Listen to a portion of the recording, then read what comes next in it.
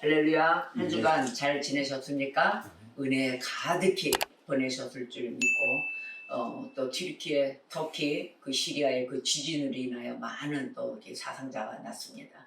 서로가 서로 간에 우리가 손에 손을 합쳐서 하나의 돕는 손길들이 게을러서는 아니 될 것 같습니다. 우리가 마음이 있으면은 그곳에 보물이 있듯이 우리가 주님의 말씀에 따라 주는 자가 복되다 했음에 할 수 있거든. 무슨 말이냐? 주님이 주시는 능력 안에서 누구든지 다 할 수 있습니다. 서로 돕는 손길들이 되시기를 주님 이름으로 축복합니다. 자, 오늘의 말씀은 로마서 10장 13절에서 15절의 말씀으로 합독을 하고 로마서 10장으로 은혜를 받겠습니다. 누구든지 주의 이름을 부르는 자는 구원을 받으리라. 그런즉 그들이 믿지 아니하는 일을 어찌 부르리요? 듣지도 못한 일을 어찌 믿으리요? 전파하는 자가 없이 어찌 들으리요? 보내심을 받지 아니하였으면 어찌 전파하리요? 기록된 바 아름답도다 좋은 소식을 전하는 자들의 발이여 함과 같으니라. 아멘. 자, 이 로마서 이 10장은 바울이 유대인들의 구원을 간절히 원했습니다. 그렇지 않겠습니까? 유대인들의 구원의 역사 가운데 아주 너무도 그 마음이 간절했어요. 근데 유대인들은 영적 무지였었어요. 영적 무지로 인해서 구원의 길에 벗어나 있었죠. 자, 율법으로 말미암은 그 의와 믿음으로 말미암은 의를 대조시키는 것은 유대인들이 그 그릇된 구원관을 꼬집기 위해서입니다. 유대인들이 갖고 있는 구원관 잘못됐잖아요. 그래서 그것을 강조하며 구원을 얻는 유일한 방편, 이걸 강조합니다. 전도하는 거죠. 구원을 얻는 유일한 방편, 오직 주의 이름을 부르는 일이다. 바로 이거 오늘 본문 말씀으로 시작됩니다. 자, 로마서 10장 15절에서 나오는 우리가 읽었죠. 아름답도다 좋은 소식을 전하는 자들의 발이여 이랬잖아요. 자, 이 말씀은 바울이 그 이사야서 52장 7절의 말씀을 이용한 거예요. 이사야서. 자, 이사야서 52장은 또 어떤 의미를 갖고 있냐면은 하나님께서 바벨론으로 끌려가 포로 생활을 하고 있는 유다 백성들, 그 유다 백성들을 구원하시고 예루살렘을 회복하겠다 예복하신다는 약속의 장이에요. 내가 약속한다. 바로 그러한 장인데 이 좋은 소식을 그 전하는 자의 발이 왜 아름다운가? 우리가 그걸 알아야 될 거 아닙니까? 왜 그 좋은 소식을 전하는 자들 그 발이 바삐 막 다니잖아요. 왜 아름다운지 이사야서 52장 7절에서 10절에서 그 말씀을 해석하고 있습니다. 다 같이 볼까요? 이사야서 52장 7절에서 10절입니다. 좋은 소식을 전하며 평화를 공포하며 복된 좋은 소식을 가져오며 구원을 공포하며 시온을 향하여 이르기를 내 하나님이 통치하신다 하는 자의 산을 넘는 발이 어찌 그리 아름다운가. 이 바로 이제 복을 전하는 자들의 그 발걸음 아니겠습니까? 너의 파수꾼들의 소리로다. 그들이 소리를 높여 일제히 노래하니 이는 여호와께서 시온으로 돌아오실 때 그들의 눈이 마주 보리로다. 너 예루살렘의 황폐한 곳들아 기쁜 소리를 내어 함께 노래할지어다. 이는 여호와께서 그의 백성을 위로하셨고 예루살렘을 구속하셨습니다. 여호와께서 열방의 목전에서 그의 거룩한 팔을 나타내셨으므로 땅끝까지도 모두 우리 하나님의 구원을 보았도다. 아멘입니다. 바로 이 말씀의 그 핵심은 뭐예요? 하나님의 뜻은 구원받게 하기 위함이에요. 근데 구원받게 하기 위한 하나님의 뜻을 모르고 복종하지 않는 불순종하는 자들이 이만큼 많았다는 거예요. 과거에도 그랬고 현재에도 그랬고 앞으로도 그렇지만은 그래도 현재 과거를 이렇게 왔던 이 역사의 기록을 다 우리가 보고 있지 않습니까? 전달하고 있습니다. 그런데도 지금도 불순종하고 있다는 거예요. 복종하지 않는다는 거예요. 자, 이게 어디서 오는가 하면은 우리가 은혜를 못 받고 처음에 초심에는 은혜를 막 받았어요. 여러분, 은혜를 받았다가 중간에 은혜가 안 들어오고 뭔가 밋밋하고 좀 그래요 뭐 이런 자들이 많아요. 은혜를 지금 못 받겠어요 뭐 이런 소리를 많이 하거든요. 제가 그거를 많이 고심하면서 생각을 해봅니다. 왜? 복음을 전달하는 자로서 고민하지 않을 수가 없어요. 한 사람이라도 은혜를 받기를 원하니까요. 근데 여러분들 처음에 은혜 받으러 올 때 배불러서 옵니까? 내가 편안해서 은혜 받으러 옵니까? 대부분 코가 석자인 사람들이 하나님 앞에 나타나요. 주 앞에 머리 숙이고 하나님 도와주세요. 나 좀 살게끔 해주세요. 라고 정말 죽을 마실 때, 이건 어떻게 살아야 좋을지 모를 때 머리를 숙이며 머리를 조아리며 하나님께 구하러 옵니다. 그러다가 하나님의 은혜가 들어가면서 받으면서 이제 평강의 은혜가 오면서 조금씩 편해집니다. 그럴 때 여러분 어떻게 하셨습니까? 아직 은혜를 다 받은 게 아닌데 이제 시작인데, 그 시작일 때를 조심하셔야 됩니다. 그 시작일 때 다 된 줄 알고 뛰쳐나가요. 그 왜 그럴까요? 자기 하나님이 하지 말라는 것을 이게 하나님도 좋아하실 거야 하고 자기 뜻, 자기 생각, 자기 의를 드러내서 뛰쳐나가는 거예요. 그러다 보니까 하나님이 바라고자 하는 하나님 말씀 아래 머리 조아렸던 그 시절을 이제는 하나님과 대등한 선에서 마주보고 있지 않으십니까? 혹시 내 생각을, 하나님 내 생각은 이런데 왜 하나님 생각은 이럴까요? 라고 혹시 대들고 있지는 않은가요? 자기의 그 신앙 점검, 내가 어디서부터 은혜가 떨어졌는지를 찾아내고 다시 되돌이키면서 여러분 회개하셔야 됩니다. 그래서 그 잘못된 점을 발견해야 되는데 은혜를 못 받고 있어요. 자기가 현재 우리가 객관적으로 볼 때는 불순종하고 있는 모습이 보여요. 그런데도 자기는 순종하고 있는 줄 안다는 것입니다. 자, 그렇다면 뭘까요? 권면의 소리, 교훈의 소리, 그걸 듣지 않을 때는 교만이 나를 앞을, 눈과 귀와 모든 심령을 가려서 그래요. 자, 그렇다면은 우리가 불순종하는 하나님의 뜻에 복종하지 않는 그 모습 속에서 우리가 자기 뜻을 내세우기 때문에 하나님 앞에 순종하지 못한다는 거예요. 바로 이것입니다. 예수 그리스도께서는 모든 믿는 자에게 또 믿지 않는 자에게도 마찬가지예요. 일반 은총의 은혜를 내려주십니다. 모든 믿는 자에게 하나님의 뜻을 이루기 위해서 율법의 마침이 되셨어요. 그 율법 가운데 우리의 죄를 드러나잖아요. 그러면 그 행위적인 은혜로는 우리가 구원을 받을 수가 없거든요. 그거에 의해서 구약을 모든 토라를 완성시키면서 신약의 왕 율법의 마침이 되신 거예요. 자, 그렇다면은 우리가 마음으로 믿어 온다는 거, 벌써 이 예수 그리스도의 행함에 대해서 믿어서 가야 되는 그 말씀 안에 말씀 믿지요. 자, 로마서 10장 10절에 이렇게 말씀하셨어요. 사람이 마음으로 믿어 의에 이르고 입으로 시인하여 구원에 이르느니라 이랬단 말이에요. 자, 그러면 마음에 믿음이 왔을 때, 입으로 시인했을 때는 뭐가 왔을까요? 삶의 증거가 나타나요. 벌써 그 스며드는 그 말씀 가운데 성육신하신 그 예수님을 그리며 나의 죄 때문에 내 대신 십자가에 달려 죽으신 그 예수님 앞에 감사와 그 차고 넘치는 그 은혜를 보답하기 위해서 어떻게 할까요? 다시 태어나요. 주님의 사랑으로. 그래서 하나님의 백성이 되어 말씀 가운데 주시는 그 교훈을 권면으로 삼아서 순종하며 살아간다는 거예요. 그렇게 살았을 때 오는 하나님의 은혜, 예수님의 그 은혜가 있어요. 예수님이 내 죄를 대신한 그 대가성의 은혜가 삶 속에 나타난다는 거예요. 근데 거기까지 가지 않았기 때문에 뭐가 뭔지를 모르고 아직까지 은혜의 충만한 가운데 젖어들지 못하고 있다는 거죠. 제일 안타까운 것입니다. 저는 요즘 들어서 주변을 많이 뒤돌아봅니다. 자, 그럼 오늘 말씀에 좋은 소식을 전하는 자들의 발이 아름답다 그랬어요. 복음을 증거하는 이제 사도들, 선지자들, 지금 말하면 이제 전도사, 목사 다 얘기하겠죠. 자, 좋은 소식을 전하는 발이 왜 아름다운가? 오늘 본 말씀에 이사야서에서 그 52장에도 두 가지를 얘기하고 있어요.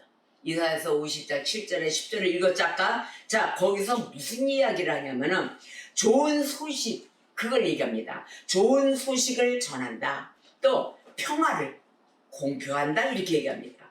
그럼 뭐예요? 평화의 소식을 전하고 복된 소식을 전하고 다 이게 뭘까요? 구원의 소식이라는 거예요. 구원받을 수 있는 그런 소식을 전하며 두 번째로는 하나님께 좋은 소식을 전하는 자들을 보내셨기 때문인 거예요. 아멘. 하나님이 이 전할 수 있는 전하는 자가 없으면 어찌 들으리요 이랬거든요. 내가 알지 못하는 사람에게 어찌 이름을 부르리요? 무슨 은혜를 받을까요? 라고 로마서에서 말씀하셨단 말이에요. 자, 그런데 바로 주님이 발바삐 보내셨어요. 자, 그럼 본문 말씀에 누구든지 주의 이름을 부르는 자는 구원을 받으리라. 아멘. 아멘. 자, 모르는 사람, 하나님을 모르면 어떻게 주의 이름을 부르겠어요? 그러니까는 바로 복음을 전하는 그런 발바삐 보낸 자들 다 보냈다는 거예요. 그러니 그들이 믿지 않은 일을 어찌 부르려? 믿지도 않는데 무슨 이름을 부를 것이며 듣지도 못한 일을 어찌 믿으리요? 자, 전파하는 자가 없이 어찌 들으리요? 그러니까 주님이 어떻게 했어요? 전파하는 자들 아주 그냥 신속히 보내셨다는 것입니다. 과거, 현재, 앞으로도 계속적으로 보내실 것입니다. 자, 시대에 따라 역사하시는 우리 아버지. 그래서 그것의 주된 목적, 주님을 영접하는 것입니다, 여러분. 주님을 영접하십시오. 제발 고개 숙여 영접하십시오. 눈을 똑바로 뜨고 하나님이나 나나 뭐가 다를 게 뭐가 있습니까? 뭐 이래가면서 아주 근데 그러잖아요. 우리가 그 위에 상전이나 누구를 보러 갈 때 눈 감이 떠서 마주 봅니까? 그때 뭐가 나올까요? 눈 까러 이게 나오잖아요. TV에서 보면 뭐 그러대요. 눈을 동적일 때 눈을 가서 마주 보게 돼요. 그런데 감히 올려다 바라보지 못할 그런 상전 같은 건 어떻게 할까요? 다 머릿속에 겸손하게 네. 하명하십시오. 따르겠습니다. 바로 이런 벌써 순적의 자세를 갖춘다는 거예요. 그런데 이제 지금 이 시대는 너무도 주님을 맞대면서 보고 있다는 그런 신앙의 모습들을 많이 볼 수 있습니다. 여러분, 주님을 영접하는 자가 복됩니다. 온전히 영접하십시오. 근데 그 영접이 그렇게 어려워요. 제 주변에도 또 하다못해 가까운 지인을 얘기하는 게 아니에요. 가족을, 혈육을 낳은 이 가족들에게도 복음이 아직까지 증거가 안 돼 있어요. 제일 안타깝죠. 한번 성령의 은혜를 받은 사람은 바뀌질 않습니다. 여러분 뭐 예수를 팔아먹고 뭐 아니면은 나는 은혜 충만한 사람이에요 뭐 하면서 나중에 가서는 마귀의 역사에 휘말렸나 뭐 이래가면서 엉뚱한 짓하고 사람한테 해를 끼치고 사기치고 막 이러잖아요. 교육 잘하는 사람들이 젊은 청년들을 간음을 하질 않나 간통을 하지 않나 뭐 이런 일들이 막 비일비재로 안 좋은 소식들이 막 일어나잖아요. 그러면서 일반 사람들이 보기를 개독교고 뭐고 막 이런 얘기를 하잖아요. 왜? 한 번 성령의 은혜를 받은 자들은 그런 범죄를 저지를 수가 없어요. 바뀌질 않습니다, 여러분. 그걸 아십시오. 아직까지 그들에게는 성령의 은혜가 100% 자리 잡지를 못하고 완전히 거듭나지 못한 상태라고 보시면 되는 것입니다. 세상 사람과 다를 게 뭐가 있습니까? 똑같잖아요. 똑같은 행동을 하고 다니잖아요. 이 땅을 살고 있지만 우리가 고센 땅에 머무르는 그러한 아브라함의 족속처럼 그렇게 살아가야 되는데 이런 이 땅을 밟고 있는 사람들과 아주 남다를 것 없이 살아간다는 거예요. 그렇지 않습니다. 하나님 나라의 그 은혜를 하나님 나라가 내 안에 임하고 하나님의 뜻에 따라 사는 진정한 성도들은 그렇게 살아가지 않는다는 것이에요. 살아가는 그 증거 가운데 하나님을 온전히 따블로 욕먹히지 마시고 하나님께 영광을 올려드리는 성도가 되시기를 주님의 이름으로 축복합니다. 자, 그런데 받아들이지 못해가지고 이 많은 우리 이 땅에 벌써 100년 전에 115년 전에 수많은 선교사들이 우리 이 땅에도 들어왔습니다. 그때는 조선이라고 불렀어요. 대한민국이라고 부르질 않고. 그래서 이 조선에 들어와 수많은 선교사들이 예수를 증거하기 위해서 들어왔던 시절이 있었습니다. 그 시절에 있어서 하나님께서 이 복음을 증거할 때 우리도 지금도 복음을 증거하며 안타까워하고 기도를 하고 있지만 말씀을 증거하고 난 후에 받아들인 자가 아직까지 거듭나지 못한 생활을 하고 있다면 기도합니다. 기도를 끝까지 하고 눈물로 기도했다가 하나님 제가 할 수 있는 것이 없습니다. 오직 기도뿐이고 오직 그 자에게 복음을 전하고 뒤돌아서고 왔을 때는 오직 하나님의 은혜, 하나님의 역사가 있기를 바라볼 뿐입니다. 라고 기도합니다. 그것뿐이 없습니다. 하나님의 역사, 하나님의 손길이 그들에게도 만져주시기를 바랄 뿐입니다. 저는 제일 가까운 가족도 아직 은혜를 못 받은 자가 있어요. 그래서 그런 형제 자매들 이렇게 해서 다 부르짖고 있는데 복음을 왜 받아들이는 주님을 영접하는 시간을 왜 받아들이냐면은 하나님의 약속 가운데 있기 때문이에요. 하나님은 상한 갈 때도 꺾지 않으신다 했어요. 꺼져가는 심기도 끄지 않겠다 하셨어요. 하나님의 의도는 무엇일까요? 그들이 돌아올 때까지 기다리신다는 거예요. 복음을 받아들이고 주님을 영접하는 그 시간을 있는 대로 주고 계시다는 것입니다. 여러분, 그 하나님 앞에 소망을 안고 우리는 계속해서 주님의 말씀을 전달해야 되는 것입니다. 자, 115년 전에 선교사들을 보냈던 그 시절에 한 선교사를 간증을 할까 합니다. 루비 캔디릭 선교사가 있습니다. 자, 이분은 여성분인데 한국에 들어와 24세. 그러니까 많은 사람은 25세 뭐 이렇게 되겠죠. 24세 젊은 나이로 그 115년 전 그때 조선에 와 선교사로 들어와서 9개월 만에 죽습니다. 꽃다운 나이 아닙니까? 24살에 벌써 9개월 만에 죽는데 무슨 병이 있었냐면은 급성 맹장염이었답니다. 급성 맹장염으로 그때까지 죽는데 이 순교한 루비 캔디릭 그 선교사의 이야기를 보면은 이분의 그 믿음의 신앙, 참 20대니 얼마나 그 젊은 그 열정이 얼마나 그 주님을 복음을 전도하고 싶은 이 조선 땅에 아무도 예수를 증거하지 않는 이 땅에 와서 얼마나 열정에 붙어 있었겠습니까? 아마 사도 바울의 우리가 그와 같이 다녔던 그 시절로 다녔을 것 같습니다. 자, 이 캔디릭 선교사의 그 묘비, 조선을 향한 마음이 그대로 고스란히 적혀 있답니다. 자, 만일 나에게 이분이 주장한 것은 무엇이냐면은 만일 나에게 1000개의 생명이 있다면 1000개의 생명이 있다면 모두 조선을 위해 바치고 싶습니다 라고 고백을 한 선교사예요. 참으로 뜨겁지 않습니까? 칼빈 학자도 그랬어요. 내 심장을 바친다. 내 심장을 바친다 그랬어요. 그러니까 모든 복음을 전가하는 자들은 이 심장뿐이 들을 게 없는 것이에요. 자, 이 죽기 전에 이 선교사가 부모님께 편지를 보냅니다. 그 편지를 보낼 때 어쩌면 이 편지가 나의 마지막 편지일 수도 있어요 라고 그래요.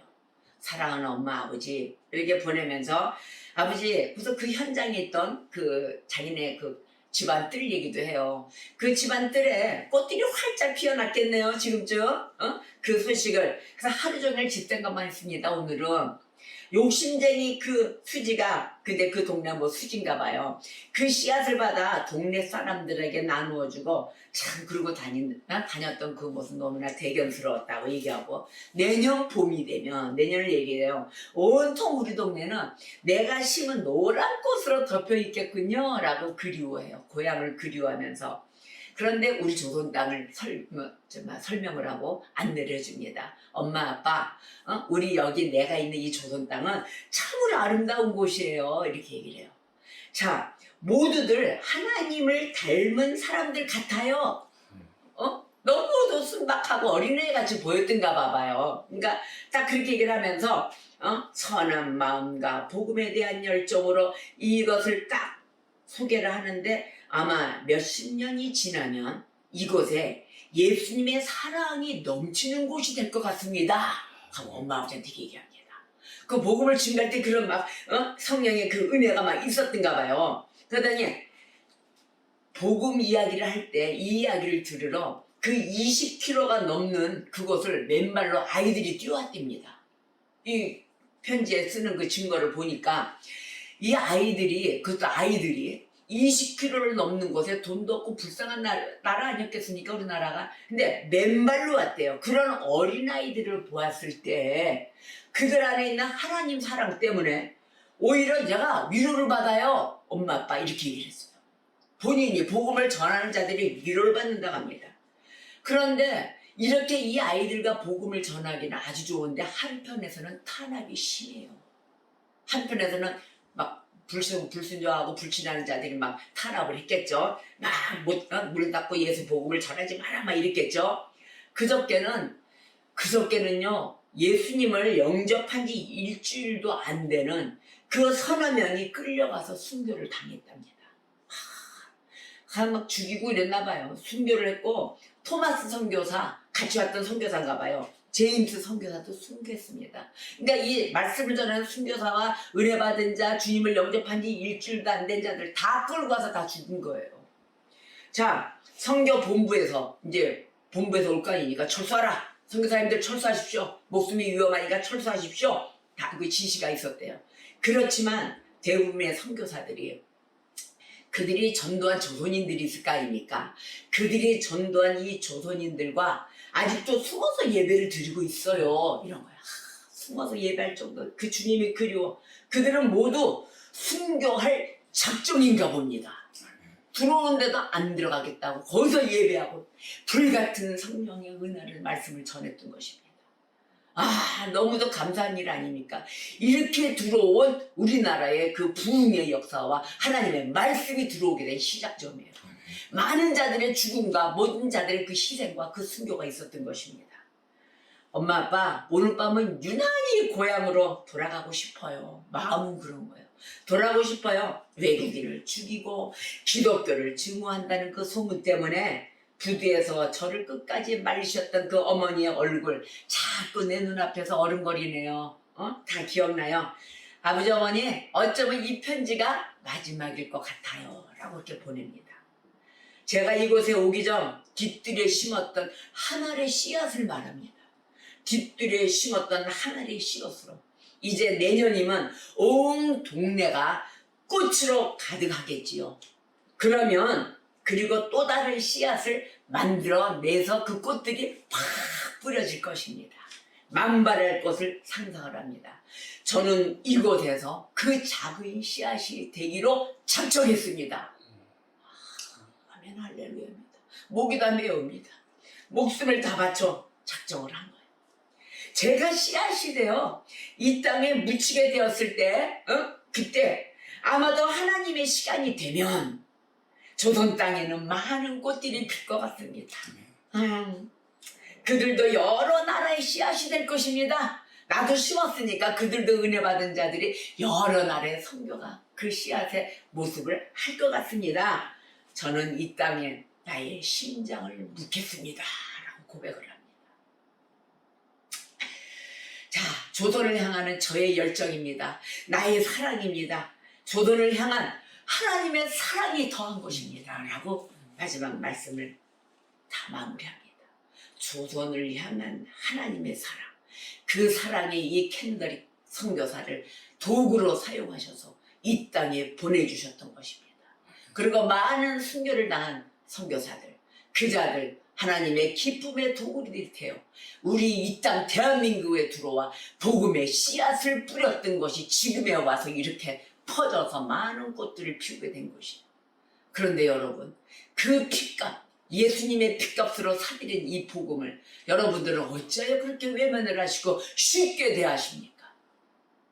이러한 것에 의해서 내 죄사함을 받고 달려가는 그 길에 있어서 너무도 우리는 교만하지 않습니까? 우리가 신앙생활에 있어서 참으로 겸손해야 될 부분인 것입니다. 자, 이 편지를 마지막으로 보낸 후에 급성 맹장염으로 순교합니다. 24살의 꽃다운 나이로. 요한복음 12장 24절에 내가 진실로 진실로 너희에게 이르노니 한 알의 밀이 땅에 떨어져 죽지 아니하면 한 알 그대로 있고 죽으면 많은 열매를 맺느니라. 아멘. 우리가 복음을 증거할 때 이 선교사도 내가 만일 죽거든 많은 선교사들을 이 땅에 보내주세요 라고 보냅니다. 글을 보내면서 그 이후로 많은 청년들이 많이 우리 땅에 들어와서 복음을 전했다 합니다. 자, 하나님 나라를 겨자씨로 비유를 했어요. 마가복음 4장 30절에서 32절에 이렇게 말합니다. 또 이르시되 우리가 하나님의 나라를 어떻게 비교하며 또 무슨 비유로 나타낼까 이랬어요. 겨자씨 한 알과 같다 그랬어요. 겨자씨 한 알과 같으니 땅에 심길 때에는 땅의 모든 씨보다 작은 것이로되 심긴 후에 그 후에는 자라서 모든 풀보다 커지며 큰 가지를 내나니 공중의 새들이 그 그늘에 깃들일 만큼 되느니라. 아멘. 이것이 바로 하나님 나라입니다. 보일 때는 요만하고 값어치없게 보일 것 같지만 여러분, 이 하나님의 나라, 하나님의 뜻이, 이 복음의 뜻이 심겨질 때는 많은 공중의 새들도 와 깃드는 곳이 된다는 것입니다. 하나님 나라, 임하는 나라, 우리가 그 무엇이 걱정이 있겠습니까? 자, 그 그늘에 깃들 만큼 되는 이 동산, 에덴 동산을 우리는 지금도 만들어야 된다는 것입니다. 아멘입니다. 그리스도는 모든 믿는 자에게 의를 이루기 위하여 율법의 마침이 되셨다 했습니다. 율법의 마침이 되셨다. 바로 이것이 하나님의 의를 모르고 어찌 자기의 의를 내세우려고 아직도 하나님의 뜻에 복종치 않느냐는 것입니다. 아직도 우리가 당장 지금 이 복음이 들어간다면 당장에 무릎 꿇어 하나님을 겸손히 겸비하며 맞아야 될 것입니다. 로마서 10장 9절에 너가 만일 너의 입으로 예수를 주로 시인하며 또 하나님께서 그를 죽은 자 가운데서 살리신 것을 너의 마음에 믿으면 구원을 받으리라. 아멘. 구원받아야 됩니다, 여러분. 우리가 좋은 소식을 전하는 아름다운 손과 발이 들 때에 하나님께서 영광을 받으실 것입니다. 할렐루야. 자, 우리가 좋은 소식을 전하는 그 아름다운 손과 발이 될 때 우리의 삶을 보십시오. 우리의 삶. 바로 그럴 때 우리의 삶이 하나님의 임재로 하나님의 성령 충만함으로 충만하게 될 것입니다. 아, 할렐루야 아닙니까? 하나님의 임재가 이 충만하다는 말, 바로 이것은 하나님의 통치하심, 그것과 다스리심과 그것으로 우리가 살아간다는 말입니다. 우리의 삶은 한치의 모든 틈도 허락하지 말고 머리끝서부터 발끝까지 하나님의 구속하심, 하나님의 통치하심, 하나님의 다스리심 그 아래서 살아가야 되는 것입니다. 그때 내 삶이 어떻게 되는가 보세요. 기쁨과 충만이 되고 감사가 충만이 되고 은혜가 충만이 되고 믿음이 충만이 되어 이 땅에 어떻게 될까요? 가베이 독수리 날개를 탄 듯이 날아다닐 것입니다. 성령 충만하십시오. 로마서 10장 11절에 성경에 이르되 누구든지 그를 믿는 자는 부끄러움을 당하지 아니하리라. 아멘. 모든 것이 생활에 주님의 은혜로 다 가득 채웠습니다. 모든 사랑으로 인하여 모든 사람들 있죠. 이 사람들의 주가 되신 분 오직 예수 그리스도 한 분이십니다. 예수 그리스도를 부르는 모든 사람에게 부여하신 분이십니다. 이 부여하신 분을 붙드십시오. 오늘의 본문 말씀 로마서 10장 13절에서 15절 누구든지 주의 이름을 부르는 자는 구원을 받으리라. 그런즉 그들이 믿지 아니하는 일을 어찌 부르리요? 듣지도 못한 일을 어찌 믿으리요? 전파하는 자가 없이 어찌 들으리요? 보내심을 받지 아니하였으면 어찌 전파하리요? 기록된 바 아름답도다 좋은 소식을 전하는 자들의 발이여 함과 같으니라. 아멘. 쉬지 않는 그 복음을 전하는 발걸음들이 되어주시고 또 돕는 손길이 되어주시고 오늘도 하나님께 영광을 올려드리는 성도 되시기를 주님의 이름으로 축복합니다. 기도하시겠습니다.